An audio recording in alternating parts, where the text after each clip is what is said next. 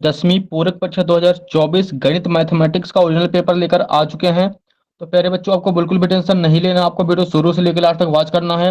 आपका डेफिनेटली इस बार पूरे में पूरे नंबर आने वाले हैं, क्योंकि प्यारे बच्चों हम आपको पूरा का पूरा सॉल्यूशन भी समझाने वाले हैं।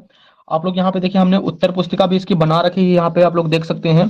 तो सभी का आपको सॉल्यूशन भी डिटेल से मिलने वाला है और एक एक क्वेश्चन को आपको अच्छी तरीके से एक्सप्लेन किया जाएगा। तो चलिए अगला क्वेश्चन देखिए नेक्स्ट पेज पर। पहला प्रश्न देखिए, सही विकल्प चुनकर लिखिए। पहला क्वेश्चन है AP -3 -1/2 2 का 11वां पद लिखिए। तो प्यारे बच्चों, इसका आंसर हो जाएगा ऑप्शन नंबर बी 22। तो यहाँ पे हमें लिखना है बी 22। अगला प्रश्न देखिए, दूसरा है शंकु की तिर्यक ऊंचाई का सूत्र लिखिए। तो इसका आंसर हो जाएगा ऑप्शन नंबर डी, L बराबर √r² + h²। तो यहाँ पे हम लिख देना √r² + h²। अगला प्रश्न देखिए, तीसरा दिया गया है 6,20 का HCF है, तो इसका आंसर हो जाएगा 2। तो सी नंबर का आंसर लिखना हमें 2। अगला प्रश्न देखिए, चौथा, त्रिघात बहुपद के कितने शून्यक होंगे? तो इसका आंसर हो जाएगा ऑप्शन नंबर डी 3। तो यहाँ पे हमें लिख देना है त्रिघात बहुपद के 3 शून्यक होंगे। अगला प्रश्न देखिए, पांचवा दिया गया है समीकरण निकाय a1x + b1y + c1 = 0 तथा a2x + b2y + c2 = 0 के एक अद्वितीय हल होने की शर्त क्या है? तो इसका आंसर हो जाएगा ऑप्शन नंबर बी। तो यहाँ पे हमें लिख देना है a1/a2 = b1/b2। अगला प्रश्न देखिए, छठवां दिया गया है द्विघात समीकरण का मानक रूप है। तो इसका आंसर हो जाएगा option number C, ax² + bx + c = 0। तो हमें उत्तर पुस्तिका में लिख देना है option number C, ax² + bx + c = 0। तो यहाँ पे अपना उत्तर क्रमांक 1 कंप्लीट हो चुका है, आपको स्क्रीनशॉट ले लेना है। अगला प्रश्न देखिए, नेक्स्ट पेज पर दिया गया है, यहाँ पे इंग्लिश मीडियम वाले बच्चों के लिए है। तो आप लोग इंग्लिश मीडियम से तो इंग्लिश मीडियम का भी आप लोग अरेंज कर लीजिए। अगला प्रश्न देखिए, दूसरा दिया गया है रिक्त स्थानों की पूर्ति कीजिए। पहला प्रश्न हमारे सामने है AP 5, 10, 15 डैश डैश का 10वां पद है। तो इसका आंसर हो जाएगा 50। तो उत्तर पुस्तिका में हमें लिख देना है इसका आंसर 50। अगला प्रश्न देखिए, सभी डैश डैश त्रिभुज समरूप होते हैं। तो इसका आंसर हो जाएगा समबाहु। दूसरे का आंसर लिखना हमें समबाहु। अगला प्रश्न देखिए, किसी बिंदु की x अक्ष से दूरी कहलाती है। तो इसका आंसर हो जाएगा कोटि। x अक्ष से दूरी जो है वो कोटि कहलाती है। अगला प्रश्न चौथा देखिए, एक निश्चित घटना की प्रायिकता होती है। तो निश्चित घटना की प्रायिकता सदैव 1 होती है। अगला प्रश्न देखिए, √2 एक संख्या है। तो √2 एक अपरिमेय संख्या है। तो पश्चिमी का आंसर कर देना हमें अपरिमेय। छठवां प्रश्न, श्री धराचार्य के एक सूत्र प्रतिपादित किया जाता है जिसे अब द्विघाती सूत्र के नाम से जानते हैं। तो यहाँ पे छठवें का आंसर हो जाएगा द्विघाती सूत्र। तीसरा देखिए, सही जोड़ी मिलाइए। पहला दिया गया है बिंदुओं 0,4 और 3,0 के बीच की दूरी है। आप लोग सभी साइड के देख लीजिए। पहले घनाभ का आयतन, वर्ग का क्षेत्रफल sin² a + cos² a, tan 90 - a 9 sec² a -1 tan² a। तो इसका आंसर देखिए हम यहाँ पे लिखने वाले हैं। तो पहले का आंसर हो जाएगा 5, घनाभ का आयतन हो जाएगा BAC, वर्ग का क्षेत्रफल हो जाएगा a² और sin² a + cos² = 1, tan 90 - a हो जाएगा cot a और 9 sec² a tan² a। तो इसका आंसर हो जाएगा 9। तो यहाँ पे अपनी सही जोड़ी कंप्लीट हो चुकी है, आपको स्क्रीनशॉट ले लेना है। अगला प्रश्न देखिए नेक्स्ट पेज पर, प्रत्येक का एक वाक्य में उत्तर दीजिए। तो यहाँ पे पहला प्रश्न है उन्नयन कोण की परिभाषा लिखिए। तो यहाँ पे हमारे सामने है नीचे से ऊपर की ओर देखने पर बने कोण को उन्नयन कोण कहते हैं। अगला प्रश्न देखिए, स्पर्श रेखा और इस वृत्त के उपनिष्ठ बिंदु को कहते हैं। तो इसका आंसर हो जाएगा स्पर्श बिंदु। स्पर्श बिंदु। अगले प्रश्न देखिए, पांसे को एक बार फेंकने पर प्राप्त संख्या 8 प्राप्त करने की प्रायिकता क्या है? 8 प्राप्त करने की प्रायिकता हो जाएगी 0। अगला प्रश्न देखिए, वर्ग 20 40 का वर्ग चिन्ह लिखिए। इन दोनों को प्लस कर देना तो 60 आ जाएगा, 60 का आधा कर देना है तो यहाँ पे 30 आ जाएगा। अगला प्रश्न देखिए, द्विघात समीकरण ax² + bx + c = 0 के लिए विविधकर का सूत्र लिखिए। तो विविधकर का सूत्र d बराबर होता है ax², d बराबर होता है b² - 4ac। ये होता है विविधकर का सूत्र। अगला प्रश्न देखिए, छठवां है किसी AP के प्रथम n पदों का योग ज्ञात करने के लिए सूत्र लिखिए। तो इसका फॉर्मूला होता है Sn = n/2 bracket 2a + n - 1 × d। तो ये Sn का फॉर्मूला हो जाएगा AP के n पदों का योग ज्ञात करने के लिए। तो यहाँ पे अपना चौथा क्वेश्चन भी कंप्लीट हो चुका है, आपको स्क्रीनशॉट ले लेना है। अगला प्रश्न देखिए, पांचवा क्वेश्चन जो है वो नेक्स्ट पेज पर दिया गया है। निम्नलिखित में सत्य असत्य कथन बताइए। पहला प्रश्न देखिए, बिंदु 7,1 और 0,0 के बीच की दूरी 5√2 है, तो इसका आंसर हो जाएगा सत्य। अगला प्रश्न देखिए, शंकु का आयतन बेलन के आयतन का आधा होता है यदि शंकु एवं बेलन की त्रिज्या एवं ऊंचाई समान हो, तो ये हो जाएगा पहले बच्चों असत्य। तो दूसरे का आंसर कर देना हमें असत्य। अगला प्रश्न देखिए, दो समरूप त्रिभुजों की संगत भुजाएं समानुपाती होती हैं, तो ये भी हो जाएगा सत्य।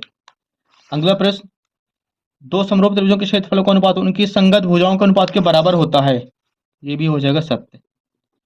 अगला प्रश्न देखिए, दृष्टि रेखा प्रेक्षक की आंख को उस वस्तु के बिंदु को मिलाने वाली रेखा होती है, तो ये भी हो जाएगा सत्य। लास्ट प्रश्न देखिए, स्पर्श रेखा ही छेदक रेखा होती है, तो ये हो जाएगा पहले बच्चों असत्य। तो यहाँ पे दूसरा और छठवां हो जाएंगे असत्य और बाकी सभी हो जाएंगे सत्य। तो यहाँ पे अपना 5वां क्वेश्चन भी कंप्लीट हो चुका है।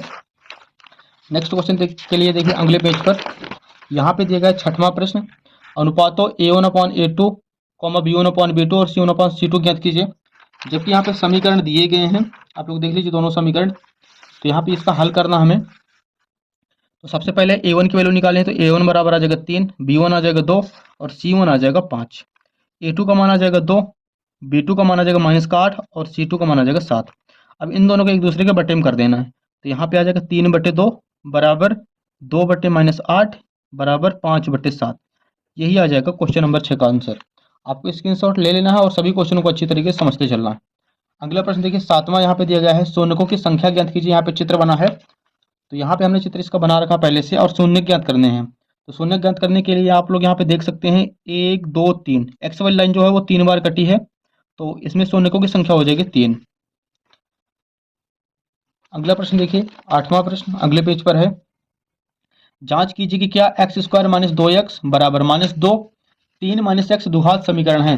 तो सबसे पहले इसे हम सॉल्व करेंगे, जो समीकरण दिया गया है। तो यहाँ पे आ जाएगा x² - 2x बराबर -2 का अंदर गुणा तो -3 दूनी 6 और 2 का x में गुणा तो 2 1 कम 2 माइनस प्लस 2x हो जाएगा। अब 2x को इधर लाना है, x² माइनस का 2x उधर प्लस का है, इधर आएगा तो 2x माइनस का हो जाएगा, 6 उधर माइनस का है, इधर आएगा तो प्लस का हो जाएगा बराबर 0। अब यहाँ पे हमें दोनों को प्लस कर देना है, 2x तो यहाँ पे आ जाएगा माइनस का 4x प्लस 6 बराबर 0।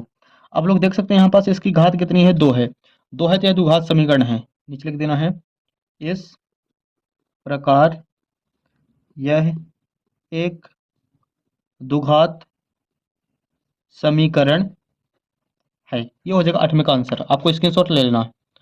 अगला प्रश्न देखिए बच्चों 9वां क्वेश्चन है, AP 2 7 12 का 10वां पद ज्ञात कीजिए। इसका 10वां पद ज्ञात करना, तो सबसे पहले जो AP दी गई है उसे लिख लेना है और इसका निकालना है प्रथम पद A बराबर हो जाएगा 2, D निकालना है सेकंड माइनस फर्स्ट करके 7 - 2, तो 7 में 2 घटाएंगे तो 5 आ जाएगा।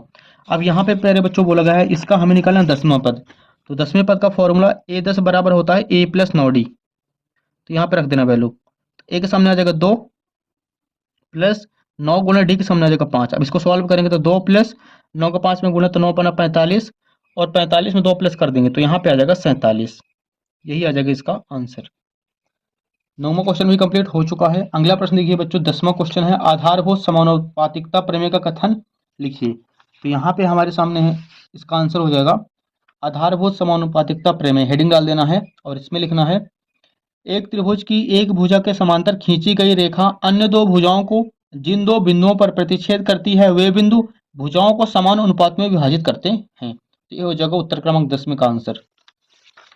अगला प्रश्न देखिए नेक्स्ट पेज पे दिया गया है, उत्तर क्रमांक 11 प्रश्न 11 दिया गया यहाँ पे, बिंदुओं P 4,6 और Q 6,8 के बीच की दूरी ज्ञात कीजिए। तो इसका देखिए यहाँ पे हमने लिख रखा क्वेश्चन, इसके बीच की दूरी ज्ञात करनी है, तो हमें दूरी का सूत्र लगा देना है। दूरी का सूत्र होता है √x2 - x1 का स्क्वायर प्लस y2 - y1 का स्क्वायर। अब यहाँ पे हमें इसके वैल्यू पुट कर देनी है और सॉल्व कर देना बस। देखिए बच्चों यहाँ पे x2 की वैल्यू हो जाएगी 6 माइनस x1 की वैल्यू है 4 का स्क्वायर प्लस y2 की वैल्यू है 8 माइनस y1 की वैल्यू है 6 का स्क्वायर। अब इन दोनों को माइनस कर देना, तो यहाँ पे आ जाएगा 6 में 4 घटाने पे 2, 2 का वर्ग प्लस 8 में 6 घटाने पे आ जाएगा 2, तो यहाँ पास भी 2 का वर्ग। अब इसको सॉल्व करेंगे तो यहाँ पे आ जाएगा 2 का वर्ग 2 दूनी 4, 2 दूनी 4, 4 में 4 प्लस कराएंगे तो यहाँ पे आ जाएगा 8 और 8 से एक 2 का पेयर आ जाएगा, तो यहाँ पास आ जाएगा 2 √2 और लास्ट में आपको लिख देना है मात्रक, क्योंकि इसकी हमें दूरी फाइंड करनी थी। तो इसका आंसर आ जाएगा 2/2 मात्रक। तो आपको 11वें का स्क्रीनशॉट ले लेना है। अगला प्रश्न देखिए, प्रश्न 12 हमारे सामने है। साइन 18 डिग्री बटे कॉस 72 डिग्री का मान ज्ञात कीजिए। आप लोग इसका अथवा कर लीजिए। तो यहाँ पे हम सॉल्व करेंगे। सबसे पहले साइन 18 डिग्री और बटे में लिखना है कॉस 72 डिग्री। तो सबसे पहले इसको हमें चेंज कर देना है साइन को कॉस के रूप में। साइन 90 माइनस 72 डिग्री और बटे में कॉस 72 एज इट इज चलता रहेगा। अब देखिए दोस्तों, यहाँ पे sine 90 minus theta, cos theta होता था, यहाँ पे आ जाएगा कॉस 72। यहाँ पास कॉस 72 से कॉस 72 कर देना है कैंसिल, दोनों कैंसिल हो जाएंगे, तो यहाँ पे आंसर आ जाएगा इसका 1। तो प्रश्न उत्तर क्रमांक 12 अपने सामने हो चुका है, आपको स्क्रीनशॉट ले लेना है। अगला प्रश्न देखिए बच्चों, उत्तर क्रमांक 13। दो खिलाड़ी संगीता और रेशमा टेनिस का एक मैच खेलते हैं, यह ज्ञात है कि संगीता द्वारा मैच जीतने की प्रायिकता 0.62 है, रेशमा के जीतने की प्रायिकता क्या है। तो सबसे पहले प्यारे बच्चों, इसमें हमें लिखना जो जो चीज़ें दी गई है। संगीता द्वारा मैच जीतने की प्रायिकता दी गई है 0.62। तब रेशमा के जीतने की प्रायिकता, तो 1 में से संगीता द्वारा मैच जीतने की प्रायिकता को घटा देना है। तो यहाँ पे आ जाएगा 1 माइनस संगीता द्वारा जीतने की मैच की प्रायिकता 0.62 है। अब इसको घटाएंगे तो यहाँ पे आ जाएगा, सबसे पहले 10 में 2 घटाना है, तो यहाँ पे आ जाएगा 8। इसके बाद यहाँ पे बचेगा 9, 9 में 6 घटाएंगे 3 और यहाँ पे आ जाएगा 0। तो इसका आंसर हो जाएगा 0.38। तो ये हो जाएगा उत्तर क्रमांक 13। अगला प्रश्न देखिए बच्चों, प्रश्न 14। एक पासे को एक बार फेंकने पर अभाज्य संख्या आने की प्रायिकता ज्ञात कीजिए। तो सबसे पहले एक पासा जो होगा उसके हमें प्रतिदर्श समष्टि लिखनी है। तो यहाँ पे हमें लिख लेना है प्रतिदर्श समष्टि NS। पासे में 6 होंगे टोटल, 1 2 3 4 5 और 6 तक। अब प्यारे बच्चों, इसमें बोला गया है अभाज्य संख्या, तो हमें लिखना है अभाज्य संख्या के लिए यहाँ पे हेडिंग डाल देना है अभाज्य संख्या। यहाँ पे अभाज्य संख्या जो है वो है, पहली अभाज्य संख्या 2, इसके बाद 3 और इसके बाद 5।